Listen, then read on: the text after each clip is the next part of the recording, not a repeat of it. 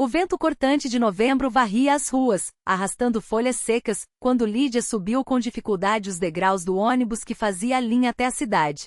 Seu rosto contraiu-se em uma careta de dor ao sentir mais uma contração, a quarta em menos de uma hora. O motorista Vassilievich, que conhecia cada morador da região, olhou preocupado para sua barriga avantajada enquanto ela se apoiava no corrimão e sentava-se pesadamente no banco. Até a maternidade, Vassilievich, respondeu ela, ofegante sem nem olhar para ele. O homem apenas balançou a cabeça, desanimado. Dentro do veículo, além de Lídia, havia apenas duas senhoras idosas com embrulhos de pano e um homem que dormia profundamente encostado na janela. Era um dia de semana, e o trajeto até o centro do distrito costumava ser quase vazio. Você devia ter chamado uma ambulância, resmungou o motorista ao dar a partida. Ambulância? Ela riu com amargura. Há 3 dias que não atendem chamados por aqui. Dizem que não tem combustível. E o telefone da prefeitura local estava quebrado havia semanas. O ônibus sacolejava violentamente nas crateras da estrada esburacada. A cada solavanco, Lídia apertava os dentes com mais força, enquanto pensamentos desordenados invadiam sua mente. 3 filhos esperando em casa. O marido que não voltará desde a noite anterior depois de mais uma bebedeira com os amigos, a batata armazenada no porão que não duraria até a primavera. Chegamos, Lídia Semyonovna, a voz de Vassilievich a trouxe de volta à realidade. Ele estendeu a mão para ajudá-la a descer diante do prédio cinzento da maternidade. Uma nova contração a atingiu como uma onda, fazendo seus joelhos fraquejarem. O motorista a segurou pelo braço e a conduziu até a porta da recepção. Uma enfermeira de expressão severa os recebeu com um olhar desdenhoso. Outra paciente do interior sem documentos, murmurou, cruzando os braços. Tenho sim, tenho. Lídia respirou fundo e tirou de uma bolsa surrada seu passaporte sujo de terra. E a ficha de acompanhamento? A carteira da gestante? A enfermeira bateu a caneta no caderno de registro. Não tenho. O enfermeiro do posto. Ela fez uma pausa, contorcendo-se de dor. Há 3 semanas que só bebe. Não dá para achá-lo sóbrio. Os lábios da profissional se apertaram ainda mais.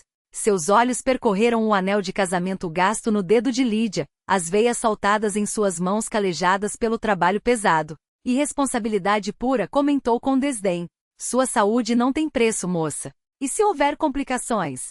E se começar uma hemorragia? Apesar das críticas, anotou os dados e acenou para uma auxiliar levar Lídia até o quarto 5.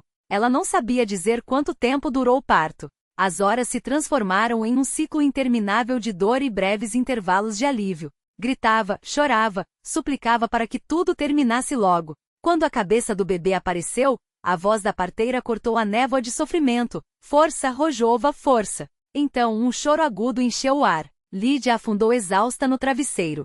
É um menino, anunciou a parteira, forte e saudável. O alívio durou apenas um instante. O que foi? Perguntou assustada, sentindo outra dor dilacerante. São 2, exclamou a profissional, enxugando o suor da testa. Você está tendo gêmeos. Rojova. Por que não fez acompanhamento? Por que não fez ultrassom? Que ultrassom, doutora? Lídia mal conseguiu sussurrar. A maternidade da nossa vila fechou há 5 anos. Até o enfermeiro são 8 quilômetros a pé. Meia hora depois de mais esforço, nasceu o segundo menino. Gêmeos, repetiu a parteira, mostrando os 2 recém-nascidos quase idênticos. Olhe como são fortes. Nasceram com apenas 20 minutos de diferença. Lídia observava os filhos, mas uma ideia martelava em sua cabeça. Não teria como alimentar 4 crianças com um marido alcoólatra e sem trabalho fixo. À noite, a diretora da maternidade, Anna Borisovna, uma mulher alta de cabelos grisalhos e olhar cansado porém perspicaz, entrou no quarto. Como está se sentindo, Lídia Semyonovna? Perguntou, sentando-se na beira da cama. Estou bem, ela respondeu, apertando um dos bebês contra o peito enquanto o outro dormia na incubadora ao lado. Anna Borisovna folheava alguns papéis, escolhendo as palavras com cuidado. Sua situação não é fácil, não é mesmo? Lídia apenas assentiu, os olhos marejados. 3 filhos em casa, um marido que bebe, e agora mais 2, continuou a médica. Vai ser muito difícil. Eu dou conta, murmurou Lídia, mas sua voz não soava convincente. A diretora ficou em silêncio por um momento, observando as rugas profundas no rosto daquela mulher de 28 anos que aparentava ter 40. Tenho uma proposta para você, disse finalmente. Ontem aconteceu uma tragédia aqui. Marina Zotova, esposa de um empreiteiro abastado chamado Konstantin Zotov, deu à luz um menino sem vida. 4ª gravidez, 4ª perda. Os médicos disseram que ela não poderá ter mais filhos. Lídia olhou-a sem entender. Os Zotov são pessoas de posses. Vivem em uma casa própria na cidade. São bons, honestos. Podem dar a uma criança tudo o que você nem sonha em oferecer. Anna Borisovna hesitou, procurando as palavras certas. Os documentos podem ser ajustados. Um dos seus filhos seria registrado como natimorto, e o outro ficaria com você. Lídia congelou, como se o tempo tivesse parado. A senhora está sugerindo que eu entregue meu filho? Perguntou em um fio de voz. Estou sugerindo que você lhe dê uma vida melhor, respondeu a médica com firmeza. Pense bem, Lídia Semyonovna. Não são estranhos que vão levá-lo, mas uma família que o criará com carinho. Ele terá educação, oportunidades, um futuro. E para você será mais fácil criar 3 em vez de 4. Naquela noite Lídia não conseguiu dormir. Imagens se misturavam em sua mente. A filha mais velha, Vera, de 8 anos, que já cuidava do irmãozinho de 3, o marido Boris, que chegava em casa bêbado e de mãos vazias, a geladeira vazia, o pão mofado, as batatas que eram o único alimento para vários dias. E agora mais 2 bocas para alimentar. 2 meninos frágeis que precisavam de leite, fraldas, remédios, roupas. Ao amanhecer, uma decisão pesada como uma lápide se instalou em seu coração. Eu aceito, disse a Anna Borisovna quando a médica voltou para vê-la. Tem certeza? A diretora fitou-a profundamente nos olhos. Com os Zotov ele será feliz, respondeu Lídia, a voz embargada. E comigo? O que eu posso lhe dar? Uma infância de fome, um pai alcoólatra, uma escola com o teto furado? Os papéis foram assinados ainda naquela manhã. Oficialmente, Lídia Rojova teve um filho vivo e outro natimorto. Enquanto isso, Marina Zotova registrava o nascimento de um menino saudável. Posso amamentá-lo uma última vez? Pediu Lídia quando tudo estava resolvido. Anna Borisovna sentiu e trouxe um dos gêmeos, aquele cujo destino seria se tornar um Zotov. Ela o apertou contra o peito, sentindo os lábios minúsculos procurarem com avidez o leite. Lágrimas quentes caíam sobre o cobertor, mas ela se esforçava para não soluçar, para não assustar o bebê. Me perdoe, meu filho, sussurrava. Perdoe-me por entregá-lo, mas lá você terá tudo que eu não posso dar. Roupas quentes, comida farta, uma boa escola, uma faculdade. O menino mamava tranquilamente, sem saber que seu futuro estava sendo decidido naquele momento. Como vai chamar o que ficou? Perguntou Anna Borisovna, olhando para o outro recém-nascido. Timofei, respondeu Lídia. Era o nome do meu avô. Ele sempre dizia, quem trabalha de verdade encontra a felicidade. Seu olhar se voltou para o filho que em breve seria levado. Que os novos pais escolham um nome para este. Assim vão amá-lo do jeito deles. Quando chegou a hora da despedida, ela beijou a testa do bebê e o entregou nos braços da diretora. Obrigada, murmurou. A senhora está fazendo uma boa ação. Apenas ajudo pessoas, Lídia Semyonovna, respondeu Anna Borisovna em voz baixa. Tanto você quanto os Zotov. Às vezes a vida exige escolhas difíceis. 3 dias depois, Lídia Rojova deixou a maternidade carregando Timofei embrulhado em um cobertor dentro de uma bolsa de pano. Na mão segurava a certidão de nascimento do filho que lhe restara. Na bolsa de pano, junto ao cobertor que envolvia Timofei, Lídia guardava não apenas a certidão de nascimento do filho que ficará com ela, mas também o atestado de natimorto do segundo. Na parada de ônibus, deu um último olhar para o prédio cinzento da maternidade. Algum lugar além daqueles muros, seu outro filho já começava uma vida diferente, com outro nome, outros braços. Nós vamos conseguir, Timosha sussurrou, apertando o menino contra o peito. Mamãe promete. Vamos conseguir. O ônibus regional rangeu ao parar. Lídia subiu, carregando não só o peso do filho nos braços, mas uma escolha que ecoaria em seu coração por anos. De 1995 a 2003. Quando Timofei completou 5 anos, já sabia varrer o chão, alimentar as galinhas e descascar batatas. Não porque Lídia fosse uma mãe severa, mas porque não havia outra maneira de sobreviver. Timosha Sônico me passa o pano, pedia ela, ajoelhada diante da bacia de água cinzenta, esfregando fraldas e camisas até os dedos racharem do sabão barato. As mãos, endurecidas pelo trabalho, mal se dobravam. Hoje tenho que estar na fazenda 6. Se não ordenhar a tempo, perdemos a bonificação. Timofei entregava o pano em silêncio. Ele já sabia o que era uma bonificação, quando podiam comprar macarrão em vez de só batatas, quando Lídia não precisava suspirar ao ver os sapatos surrados de Vera, que ainda teriam que durar mais um ano. Nos dias em que Boris chegava sóbrio, a casa parecia mais clara. Ele era mestre em concertos, fazia mesas, remendava botas, mas esses dias ficavam cada vez mais raros. O papai está bêbado de novo, cochichava Vera de 10 anos, puxando o irmão para cima do fogão a lenha. Fica quieto aqui até ele se acalmar. Da cozinha vinham o estampido de louça quebrada, os gritos do pai e os pedidos abafados da mãe. Não acorde as crianças. Onde está o dinheiro? Que dinheiro, Boria? Foi tudo para o remédio do Gleb. Ele estava com bronquite. Um golpe surdo. Um grito contido. E Vera apertava Timóteo com mais força, tapando seus ouvidos com as mãos. Aos 7 anos, Timóteo já via Gleb, então com 13, se colocar entre a mãe e o pai enfurecido, levando os tapas que não eram para ele. Que filho você criou, Borinca? Balançavam a cabeça as vizinhas ao ver Gleb, magro e determinado, seguindo o pai cambaleante pela rua, pronto para impedi-lo de cair na vala. Não tem mais vergonha? 3 filhos, a mulher se matando de trabalhar. Mas a vergonha de Boris havia se afogado no fundo de garrafas de vodka barata. O inverno de 2003 foi implacável. O frio era tão intenso que os pássaros congelavam em pleno voo. Em uma dessas noites gélidas, a porta da casa se escancarou, deixando entrar uma lufada de ar cortante. Lídia Semyonovna. A voz do vizinho Petrovitch soava abafada sob o cachecol enrolado no rosto. Seu homem está caído perto da loja. Não consegue se levantar. Lídia jogou a casaca de pele de carneiro sobre os ombros, ordenou às crianças que ficassem em casa e saiu correndo. Voltou 2 horas depois, com o rosto marcado pela exaustão e os olhos apagados. Mamãe, o que aconteceu com o papai? Perguntou Timóteo, assustado. Ela sentou-se no banco de madeira sem tirar a casaca coberta de neve. Seu pai congelou, respondeu baixinho. Não tem mais papai. Naquela noite, Timóteo ouviu a mãe chorar na cozinha. Não era um choro alto, desesperado, mas um lamento contido, entrecortado por suspiros roucos, como se ela estivesse expulsando uma dor antiga, enraizada. Estranhamente, a vida deles começou a melhorar depois da morte de Boris. Lídia conseguiu o auxílio por perda do provedor e a pensão das crianças.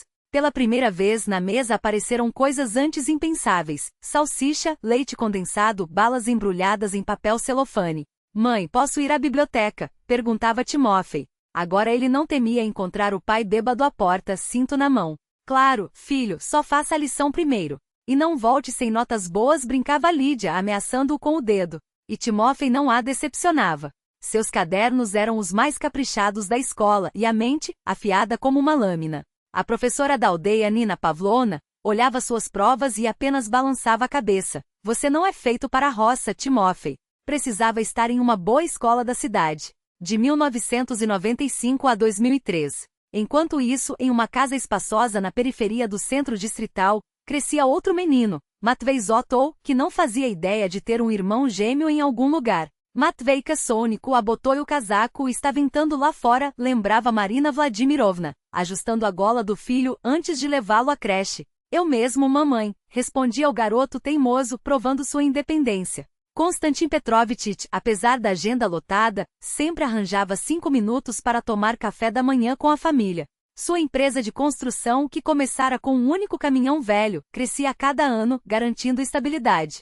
Hoje a mamãe e eu vamos ao centro de desenvolvimento, contava Matvei, de 5 anos, devorando panquecas com geleia. Vamos montar um robô. Ótimo, filho, aprovava Konstantin piscando para a esposa. E à noite eu trago uma surpresa para vocês dois. A casa dos Zotov era o oposto da cabana dos Rojov. Janelas grandes por onde entrava a luz, móveis claros, estantes de livros do chão ao teto, um computador comprado para estimular o filho. Marina Vladimirovna, ex-professora, dedicava-se inteiramente à educação de Matvei, aulas particulares, natação, inglês desde os 4 anos, escola de música. Será que não estamos sobrecarregando ele? Perguntava às vezes ao marido. Olha como ele adora, respondia Konstantin, observando o filho explicar, entusiasmado, seu novo brinquedo de montar. Ele é como uma esponja, absorve tudo. Quando Matvei dormia, Marina ficava longo tempo ao lado de sua cama, contemplando seu rosto tranquilo. Agradecia em silêncio por, depois de 3 perdas, a vida ter lhe dado aquele milagre. De 2003 a 2012, Timóteo caminhava para a escola pela estrada de terra esburacada, pulando poças. Na sala de aula, o cheiro de giz e livros velhos misturava-se ao ar úmido. As carteiras, herdadas da época soviética, tinham tampas que rangiam em buracos onde antes ficavam os tinteiros. Depois das aulas, ele corria para casa, onde a mãe, cada vez mais queixosa de dores no peito, seguia trabalhando na fazenda e ainda fazia bicos como faxineira no conselho rural. Mãe, descanse um pouco. resmungava Timóteo, aos 13 anos, vendo-a arrastar os pés até o poço. Eu mesma pego a água e insistia. Deixa que eu vou, você está magra demais. Lídia sorria, mas entregava os baldes. Nos momentos livres, Timóteo mergulhava nos livros emprestados da biblioteca da aldeia ou mexia na motocicleta velha que um vizinho lhe dera em troca de ajuda na lavoura. Com o tempo, o moped virou um meio de transporte confiável, montado com peças catadas no lixão local. Numa manhã de primavera de 2012, ele anunciou: Mãe, depois da aula vou até a cidade ver sobre os documentos do técnico. Ano que vem termino a escola, preciso pensar no futuro. Lídia o olhou longamente com um misto de orgulho e preocupação. E eu sozinha aqui? Vou voltar nos fins de semana e mandar dinheiro. Depois te levo para a cidade. Chega de você se acabar neste buraco. De 2003 a 2012, Matvei Zotov vestia o uniforme passado a ferro, preparando-se para ginásio. Da janela de seu quarto, via o jardim bem cuidado onde o pai plantara macieiras e cerejeiras para ele. Não esqueça do professor de inglês às 4, lembrava Marina Vladimirovna, revisando sua mochila. Depois das aulas, o aguardavam cursos de informática, onde já aprenderá a criar programas simples. Perdia o encanto por elas. Não que fossem desinteressantes, pelo contrário, muitas eram inteligentes, bonitas, de famílias influentes. Mas algo sempre faltava. Como se, por trás das conversas polidas e dos jantares em restaurantes caros, não houvesse nada que realmente tocasse. Talvez fosse a sensação de que tudo aquilo, o carro, o cargo, os contatos, já estava predeterminado, como se ele seguisse um roteiro escrito por outros. Enquanto isso, no outro lado da cidade, terminava de ajustar o último parafuso do motor de um Lada antigo, cujos donos não tinham condições de comprar peças novas. As mãos, sempre marcadas por graxa e pequenos cortes, moviam-se com precisão. Pronto, Petrovich. Esse aqui ainda vai rodar uns bons quilômetros, disse, enxugando o suor da testa com o dorso da mão. Bom trabalho, Roger. O cliente já está te esperando lá fora, respondeu o chefe, jogando-lhe um pano sujo. E não esquece, amanhã chega aquele Mercedes do prefeito. Quero que você dê uma olhada no sistema de injeção. Tia assentiu, mas seu pensamento já voava para outro lugar. À noite, depois do jantar frugal, sopa de repolho e pão preto que Maria Stepanovna insistia em deixá-lo, ele abriria seu caderno de anotações. Lá, entre rabiscos de projetos de motores e cálculos de custos, havia também esboços de algo maior, uma oficina própria. Não apenas um lugar para consertar carros, mas um espaço onde pudesse criar, inovar, talvez até fabricar peças sob medida. Sonho distante, ele sabia, mas era o que o mantinha em movimento. Enquanto isso, fechava a pasta com os contratos do dia e olhava pela janela do escritório. Do 12º andar, Verboka parecia uma cidade qualquer de província. Prédios baixos, ruas poeirentas, o rio sinuoso cortando o horizonte. Seu pai costumava dizer que ali havia potencial, que com o investimento certo a região poderia florescer. É como uma tela em branco, filho. Quem souber pintar primeiro vai colher os frutos. Mas não via cores, apenas cinza. O mesmo cinza dos documentos que assinava, das reuniões que liderava, das expectativas que carregava nas costas. Às 19 horas, quando o escritório finalmente esvaziou, ele pegou as chaves do carro e saiu sem rumo. Não queria voltar para o apartamento luxuoso que os pais haviam mobiliado para ele, outro presente que mais parecia uma obrigação. Dirigiu até os arredores da cidade, onde as luzes da rua davam lugar à escuridão dos campos. Parou perto de um lago artificial, construído anos atrás por uma empresa de seu pai. Sentado no capô da Otávia, ouvia o som dos grilos e observava as estrelas, mais visíveis ali do que no centro. Era nesses momentos que a sensação de vazio se tornava quase física, como se algo ou alguém estivesse faltando para preencher um espaço que ele nem sabia que existia. Enquanto isso, em um bar modesto perto da estação de trem, tomava sua segunda cerveja, folheando um jornal velho deixado na mesa. Um anúncio chamou sua atenção: curso noturno de gestão para pequenos negócios. Inscrições abertas. Ele passou o dedo sobre as letras, calculando mentalmente quanto custaria. 3.000 rublos, quase 1/3 de seu salário. Mas se economizasse no almoço por 2 meses. Sonhando alto, soldado? Perguntou um homem barrigudo ao seu lado, batendo-lhe no ombro. Era Serguei, ex-sargento de seu batalhão, agora motorista de caminhão. Só pensando, respondeu dobrando o jornal. Às vezes pensar já é metade do caminho. Ambos riram, mas os pensamentos de já estavam longe dali. Ele imaginava como seria ter seu próprio negócio, contratar pessoas, ver seu nome em uma placa. Talvez até, mas o barulho de um trem aproximando-se cortou seu devaneio. Olhou para os trilhos como se eles pudessem levá-lo para algum lugar onde tudo fizesse sentido. Não sabia que a poucos quilômetros dali, outro jovem também olhava para o horizonte, buscando respostas nas mesmas estrelas. E que muito em breve, seus caminhos, tão diferentes e ao mesmo tempo tão semelhantes em sua busca, estariam prestes a se cruzar. Mateu não conseguia entender por que as pessoas se aproximavam dele. Sabia, bem no fundo, que não era por suas qualidades, mas pela perspectiva de se conectar ao filho de um empresário de sucesso. Falta algo, pensava enquanto saía do estacionamento, sem conseguir definir o que exatamente. Naquela noite ficou até tarde no escritório. Só deixou o prédio por volta das 9, quando notou que o para-choque traseiro de sua Skoda estava amassado, e não havia nenhum bilhete de despedida do responsável. Mas que raiva, resmungou, passando os dedos pela deformação. Havia recebido o carro havia apenas um mês. Pela manhã, ligou para a seguradora. O agente inspecionou o veículo e indicou uma oficina parceira, o Petrovic, que tem o melhor serviço em Verbovka. Fazem um trabalho impecável, sem perguntas desnecessárias. Após o almoço, Mateu seguiu para o endereço. O local ficava em uma zona industrial, dentro de um galpão antigo pintado de azul. Sobre o portão, uma placa simples, oficina do Petrovic. Estacionou, saiu do carro e se dirigiu à entrada. De dentro, vinham o barulho de ferramentas e uma música abafada de rádio. Tem alguém? Chamou, espiando o interior. Já vou, respondeu uma voz masculina. Pouco depois, um jovem em macacão azul surgiu das profundezas da oficina, enxugando as mãos em um pano. As palavras morreram em sua garganta. Os dois ficaram paralisados, olhando um para o outro em total perplexidade. Diante de Mateu estava ele mesmo. O mesmo rosto, os mesmos olhos, o mesmo formato dos lábios. Só que as mãos eram mais calejadas, a pele mais bronzeada, os cabelos mais curtos, e o olhar, um olhar completamente diferente. Timofei, por sua vez, encarava sua cópia vestida em roupas caras com a mesma expressão de choque. Fragmentos de pensamentos giravam em sua cabeça. Isso não é possível. Estou louco. É alguma pegadinha. Mateu foi o primeiro a quebrar o silêncio. Você é, gaguejou, buscando as palavras. Por acaso não é da Aldeia Branca? Timofei estremeceu ao ouvir o nome de sua terra natal. Como você sabe? Perguntou com voz rouca. Não sei, admitiu Mateu com sinceridade. Foi a primeira coisa que me veio à cabeça.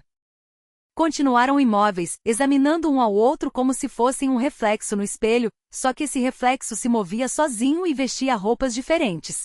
Quando você nasceu? Perguntou Timofei, começando a desconfiar. 5 de novembro de 1995, respondeu Mateu. O ar faltou nos pulmões de Timofei. Eu também, quer dizer, no dia 6. Mas minha mãe dizia que na verdade eu nasci no 5. Só registraram no 6 por causa de alguma confusão com os papéis. Onde você nasceu? Continuou Mateu, sentindo arrepios percorrerem sua coluna. No hospital de Verbovka. Eu também. Um silêncio pesado se instalou enquanto processavam a hipótese óbvia, mas ainda inacreditável. Eu tinha um irmão gêmeo, disse Timofei devagar. Ele morreu no parto. Foi o que minha mãe sempre me disse. Mateu empalideceu. Meus pais disseram que eu nasci sozinho, sussurrou. Mas certo dia encontrei uns documentos. Havia uma anotação estranha. Falava que inicialmente era esperada uma gestação gemelar, mas o segundo bebê não sobreviveu.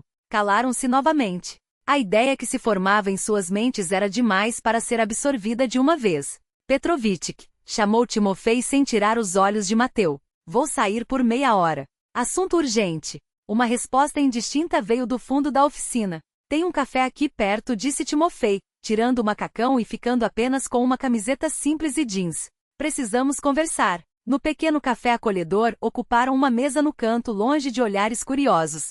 Pediram café, mas nem sequer encostaram nas xícaras. Me conte sobre sua família, pediu Mateu. Timofei descreveu brevemente sua vida na Aldeia Branca, a mãe Lídia, o pai alcoólatra, a irmã Vera e o irmão Gleb. E os seus? Perguntou em seguida. Konstantin Petrovic e Marina Vladimirovna Zotov, respondeu Mateu. Meu pai tem uma construtora, minha mãe era professora. Sou filho único. Hesitou. Na verdade, eles não podiam ter filhos. Minha mãe teve vários abortos espontâneos. Eu fui a quarta tentativa. Timofei assentiu lentamente.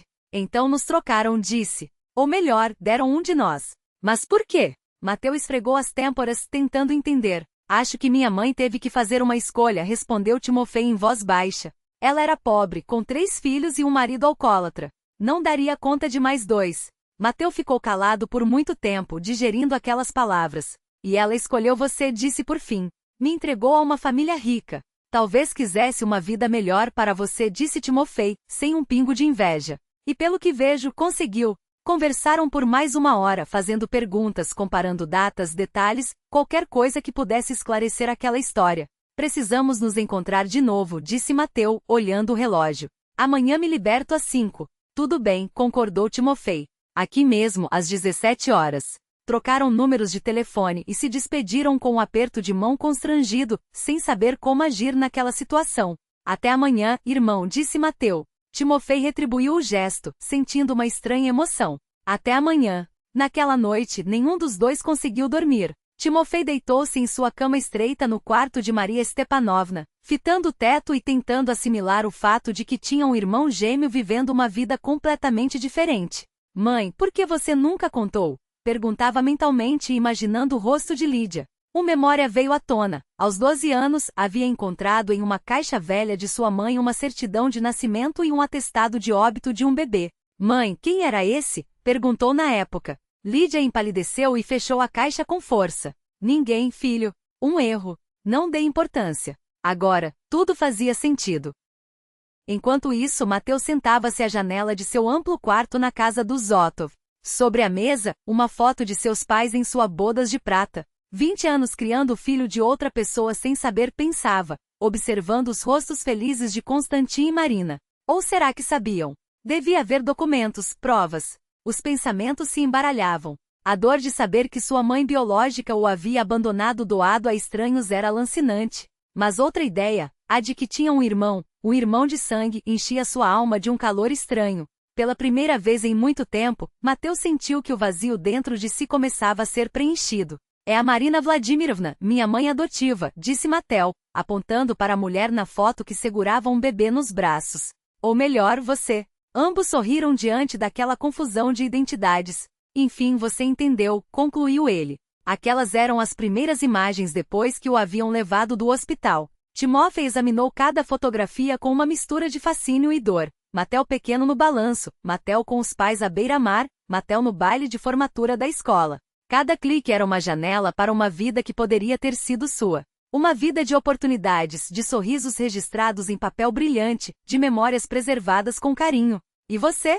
Tem fotos? Perguntou Mateu. Timofei esboçou um sorriso amargo, quase imperceptível. Fotos? Na casa deles não havia câmeras, apenas algumas imagens desbotadas da escola e 2 ou 3 da época do serviço militar. Tirou da carteira surrada uma fotografia desgastada pelo tempo. Uma mulher magra de vestido simples, ao lado de 3 crianças. Esta é a mamãe, disse ele. Ou melhor, nossa mãe. Aqui estão Vera, Gleb e eu. Eu devia ter uns 10 anos. Mateu fixou o olhar na mulher da foto, buscando traços familiares em seu rosto. Liudia Semyonovna parecia mais velha do que era, mãos calejadas, olhar cansado, mas bondoso. Uma vida de trabalho duro gravada em cada ruguinha. Conte sobre ela, pediu ele. E Timofei contou. Contou como a mãe acordava às 5 da manhã para trabalhar na fazenda e só voltava quando a noite já caía. Como, com um salário de fome, conseguia alimentar 4 filhos. Como, apesar do cansaço mortal, lia histórias para eles antes de dormir. Ela nunca reclamava, disse Timofei. Nem quando o pai bebia o pouco dinheiro que havia, nem quando, no inverno, a água congelava nos baldes dentro de casa. Ela simplesmente fazia o que tinha que ser feito. Cuidava. Mateu ouviu com um nó na garganta. Aquela mulher que ele nunca conhecera, era sua mãe de sangue. E não o havia abandonado por egoísmo, mas por pobreza e desespero. Uma escolha dilacerante feita com lágrimas e amor. Agora me fale dos Zotov, pediu Timofei. Que pessoas são eles? Mateu descreveu Konstantin Petrovich, homem severo, mas justo, que construíram um império do zero e hoje dava emprego à metade da cidade. Falou de Marina Vladimirovna, culta e refinada, que dedicara a vida a criar um filho que não era seu por laços de sangue, mas por escolha do coração. São pessoas boas, resumiu. Às vezes rígidos, exigentes, mas cheios de amor. Nunca me senti privado de nada. Então a mamãe fez a coisa certa, murmurou Timofei. Ela não podia me dar o que eles deram a você. Conversaram por horas, pedindo chá após chá, até que a garçonete começou a lançar olhares eloquentes na direção deles.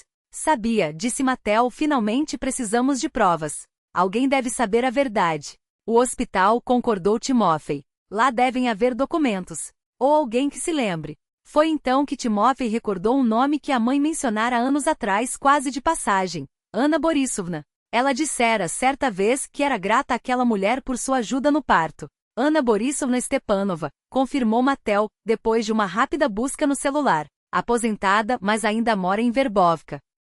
A casa de Ana Borisovna ficava na parte antiga da cidade, um sobrado de 2 andares com varanda de madeira e um jardim bem cuidado. Apesar da idade avançada, a ex-diretora do hospital mantinha a mente lúcida e o espírito alerta. Quando 2 jovens idênticos apareceram em sua porta, ela não demonstrou surpresa. Apenas suspirou baixinho e disse: "Eu esperava por este dia. Entrem." Na sala, enquanto saboreavam um chá forte acompanhado de baranque, pãezinhos em forma de argola, Ana Borisovna confirmou suas suspeitas. "Sim, foi ideia minha", admitiu. "Marina Zotova havia perdido 3 filhos antes de vocês. Os médicos disseram que aquela seria sua última chance. Quando a 4ª criança nasceu morta, não aguentei ver seu desespero." Ela olhou para Timófei antes de continuar, então chegou sua mãe.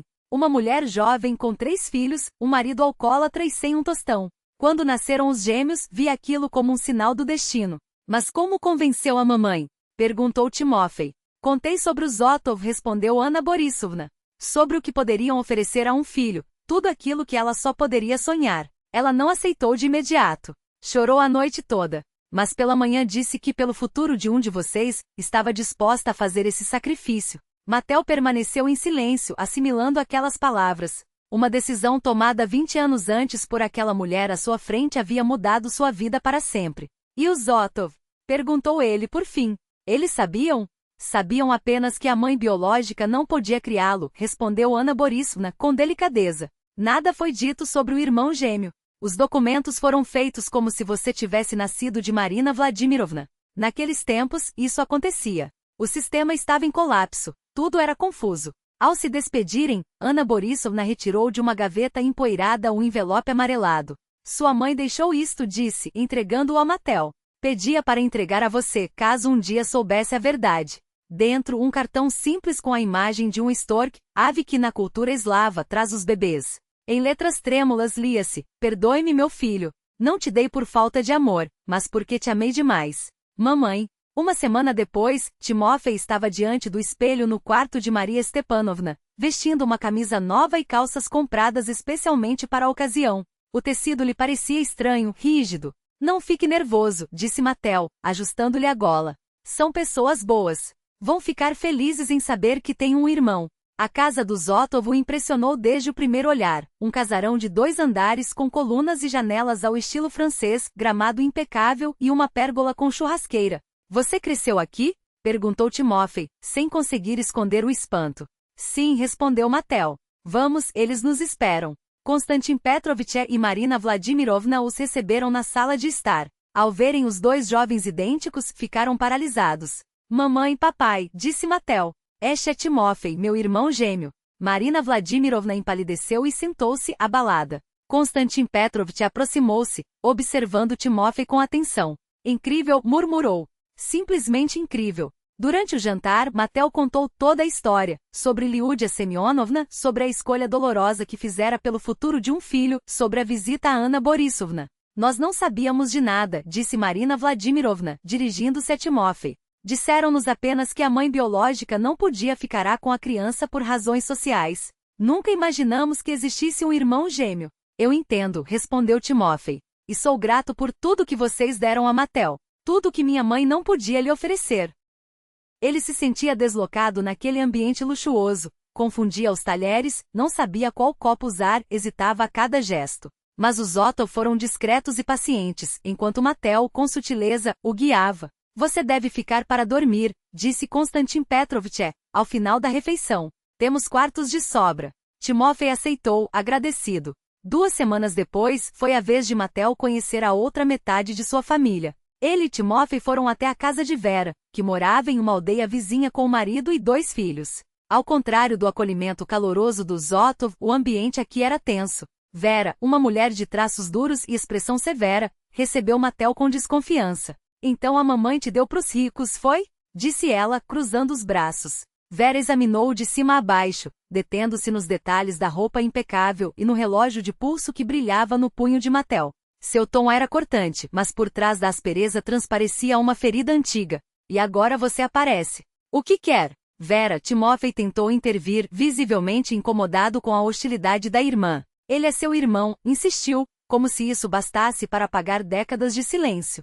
E eu o vejo pela primeira vez, retrucou ela seca. Para mim, ele é um estranho. Mattel não se ofendeu. Entendia aquela desconfiança como quem reconhece as cicatrizes de uma história mal contada. Sua voz saiu calma, medida. Não quero nada. Só conhecer a família. Saber mais sobre minha mãe. Foi então que tirou do bolso um álbum de fotografias envelhecidas, trazido de casa dos Zotov. As páginas revelavam instantâneos de uma vida que Vera também havia vivido, a mãe jovem, sorridente com Timóteo ainda criança no colo. Retratos desbotados da aldeia onde todos haviam crescido. O gelo começou a rachar quando Vera, após folhear algumas imagens, deixou escapar um suspiro involuntário. Ela falava de você, confessou, enquanto servia chá em xícaras simples. Não diretamente, claro.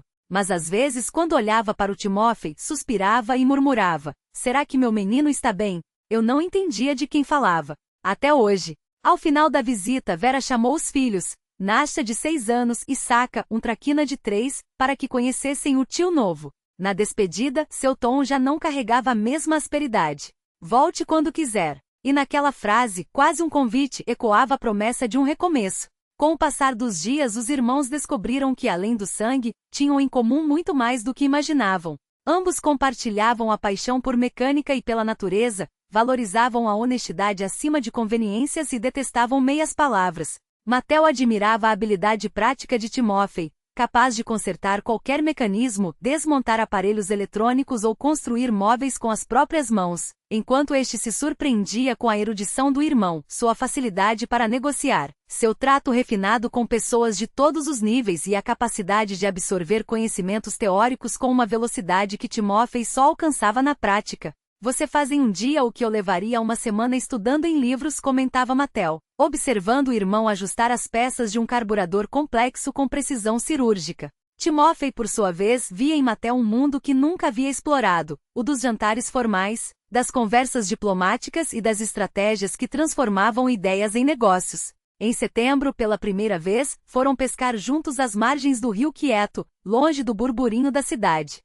Sentados na beira de água com as varas fincas na terra úmida, a conversa fluiu natural, como se o tempo perdido precisasse ser recuperado em confissões. Sempre senti que algo faltava, e admitiu Mattel, olhando para a correnteza. Como se uma parte de mim estivesse em outro lugar. Eu também, concordou Timóteo, com um nó na garganta. Principalmente depois que a mãe morreu. Era como se a última ligação com o passado se rompesse. A partir daí, cada momento livre era passado juntos. Mattel ensinou a Timóteo as regras de etiqueta à mesa, os segredos das negociações comerciais e as nuances da gestão de equipes. Em troca, Timóteo iniciou o irmão nos mistérios dos motores, no funcionamento de eletrodomésticos e na arte de trabalhar com as mãos, algo que Mattel, criado entre livros e reuniões, nunca havia experimentado. À noite ficavam acordados até tarde, falando de vida, de planos, de sonhos que pareciam finalmente ao alcance. E você? Tem alguma namorada? Perguntou Mattel certa vez, enquanto folheava um catálogo de peças automotivas. Timóteo balançou a cabeça, envergonhado. Nunca tive tempo. Trabalho, casa, trabalho. E onde conhecer alguém? Isso tem jeito, sorriu Mattel. Conheço umas candidatas interessantes. No início de outubro, enquanto organizavam ferramentas na garagem de Petrovica após mais um dia de serviço, Timóteo compartilhou um desejo que guardava havia anos. Sempre sonhei em abrir minha própria oficina. Não um autosserviço qualquer, mas um centro de manutenção completo, com equipamentos modernos, diagnóstico por computador, mecânicos qualificados. O que te impede? Mattel cruzou os braços, intrigado. Dinheiro, respondeu Timóteo com um riso sem graça. Só para começar, preciso de pelo menos 300 mil, aluguel do espaço, equipamentos, materiais, propaganda. Mattel ficou pensativo. Depois, seus olhos brilharam com uma ideia. E se fizéssemos isso juntos? Você cuida da parte técnica, eu da gestão. Tenho experiência com clientes, processos, planejamento. Os olhos de Timóteo se iluminaram. Acha que daria certo? Tenho certeza, afirmou Mattel. Precisamos de um plano de negócios, calcular custos e lucros, encontrar um local. Vamos começar hoje. Passaram a noite em claro, esboçando o croquis da oficina enquanto Mattel anotava listas de equipamentos necessários. À meia-noite tinham um rascunho de plano e uma meta clara: resolver a questão do financiamento. Tem uma poupança, admitiu Timóteo, hesitante. 150 mil. Não é suficiente. Mas eu tenho uma ideia, disse Mattel, apontando para a coluna de despesas. Vamos conversar com meus pais. Meu pai poderia nos emprestar o valor como um investimento com juros e prazo para pagar. Timóteo franziu a testa. Não quero ser um aproveitador. Ele já fez muito por nós. Não seria esmola, seria um negócio, argumentou Mattel. Um empréstimo formal com contrato e tudo. Para ele é uma oportunidade de investir em algo promissor. Após muito discutir, Timóteo cedeu. Afinal, era a chance de realizar um sonho antigo. Falamos com eles no domingo, decidiu Mattel. Durante o almoço em família. Selaram o acordo com um aperto de mão, cientes de que aquela decisão poderia mudar suas vidas para sempre. Por que não os irmãos Zotto? Perguntou certa vez Konstantin Petrovich. Porque eu, afinal, sou um Rojo, respondeu Timóteo, referindo-se ao sobrenome de sua mãe. Mattel assentiu em concordância. Embora nos documentos ele ainda levasse o nome Zotto, sentia uma ligação profunda com o sobrenome que sua mãe biológica havia carregado. Os primeiros clientes chegaram por indicações. Timóteo chamou conterrâneos e conhecidos de Belaia Krenitsa, enquanto Mattel trouxe parceiros de negócios do pai e amigos do curso técnico. Anúncios foram colocados no jornal local e em postes ao longo das ruas principais. O primeiro mês foi de trabalho quase no prejuízo, mas em março os negócios começaram a melhorar. Timóteo cuidava de toda a parte técnica, enquanto Mattel gerenciava o atendimento aos clientes, as compras e a contabilidade. Em abril fizeram o primeiro balanço, 80 mil rublos de lucro, descontadas as despesas com aluguel, contas e o pagamento do empréstimo. Estamos no azul, disse Mattel, mostrando ao irmão a planilha de receitas e despesas. Não é muito, mas estamos no azul. Timóteo, ao ver os números, sentiu pela primeira vez um orgulho genuíno. Era o deles, o negócio que haviam construído juntos, o sonho que começava a tomar forma. A primavera e o verão de 2016 foram tempos de transformação para ambos. Timóteo se matriculou em um curso noturno de diagnóstico automotivo por computador. 3 vezes por semana, após o trabalho, ele viajava até o centro regional, onde especialistas ensinavam os segredos da eletrônica dos veículos modernos. Hoje em dia, sem isso não se vai a lugar nenhum, dizia Mattel. Os carros novos estão cheios de eletrônica. Precisamos estar à altura. Ele mudava aos poucos, falava com mais segurança, escolhia as palavras com mais precisão, mantinha a postura mais ereta. Mattel, por sua vez, o ensinava as regras do trato profissional, as nuances das negociações com clientes e os fundamentos da etiqueta. Não vou usar terno, teimava Timóteo quando o irmão lhe mostrava combinações de cores para roupas. Não dá para trabalhar debaixo de um carro com isso. E não precisa, ria Mattel. Mas uma camisa e uma calça no lugar de camisetas desgastadas e jeans surrados não fazem mal a ninguém, principalmente quando se lida com clientes. Até meados do verão, Timóteo havia se transformado. Os que o conheciam se surpreendiam com a mudança. Do rapaz reservado e rústico do campo, ele se tornava um jovem seguro, com modales aprimorados e fala mais culta. Mattel também não ficava para trás. Sob a orientação do irmão, ele aprendeu os fundamentos da mecânica, desenvolveu habilidade manual e passou a entender a técnica. Você tem jeito para isso, admirava-se Timóteo ao ver como o irmão assimilava rapidamente habilidades que nunca havia praticado. Suas mãos são boas. A convivência com clientes reais, resolver problemas práticos, encontrar saídas para situações difíceis com recursos limitados, tornava Mattel mais independente, menos dependente das opiniões e do apoio dos pais. Sabem que estou pensando? Disse ele a Timóteo após um longo dia de trabalho. Se não fosse aquele encontro por acaso na oficina, nunca teríamos nos conhecido. Eu continuaria de terno e gravata nos canteiros do meu pai. Você trabalharia para Petrovich, e os dois sentiríamos que algo faltava. Timóteo concordou com um aceno. Sabia que o irmão tinha razão. Em julho, quando a grama do cemitério rural cresceu alta, os irmãos foram a Belaia Krenitsa visitar o túmulo da mãe. Para Mattel, era a primeira vez naquele lugar onde havia nascido, onde passaram seus primeiros dias. O vilarejo os recebeu com silêncio e abandono. Muitas casas estavam com as janelas tapadas, os quintais tomados por mato. Aqui tinha mais vida quando eu parti, murmurou Timóteo, mostrando ao irmão as ruas por onde correrá quando criança. No cemitério ficaram longo tempo diante de uma cruz simples, com uma fotografia desbotada. Liudia Semyonovna os olhava com um olhar jovem, retratada antes mesmo do nascimento dos gêmeos. Pedimos uma lápide, disse Timofei, tirando do bolso o esboço de um monumento de granito cinza com um anjo. Vai ser instalada daqui a um mês. Mattel apenas assentiu, incapaz de expressar em palavras o que sentia. Era sua mãe a mulher que nunca conhecera, mas que lhe dera a vida 2 vezes. Primeiro ao nascer, depois ao entregá-lo a uma família onde cresceu feliz. Na volta passaram pela casa da vizinha de Liudia, Babusha Klávia, que a conhecera a vida inteira. Ai, meus meninos! Exclamou a velhinha, vendo 2 jovens idênticos à sua porta. Que milagre é esse? Entrem, tomem um chá. Enquanto saboreavam chá com pãezinhos, ela contou sobre Liudia, trabalhadora, honesta, disposta a dar o último pedaço de pão para que seus filhos tivessem o melhor. Antes de morrer, ela me confessou, disse Babusha Klávia em voz baixa. Falou do segundo filhinho. Cladia, fiz o que devia, mas o coração não me deixa em paz. Eu a consolei como pude, e agora vejo que não foi em vão. Olhem só como vocês cresceram. Ela admirou Mattel com carinho. Você, Matveichik, parece até um nobre. Que nobre nada, Babusha Klávia corou Mattel. Sou trabalhador como meu irmão.